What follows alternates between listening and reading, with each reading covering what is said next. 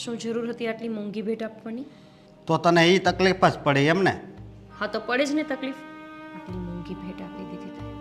જો તને કહી દઉં કે ભાઈ બહેનનો સંબંધ છે ને એણે બહુ સારી રીતે નિભાવ્યો છે, એટલે આ તકલીફ કોઈ દી તું નહીં રાખતી. તને ખબર છે જ્યારે મારી ઉપર દુઃખ પડતું ને ત્યારે મારી બેન જ ઊભી રહેતી, આજ સુધી ઊભી રહી છે, એટલે આવી તકલીફ તને ન રહેવી જોઈએ.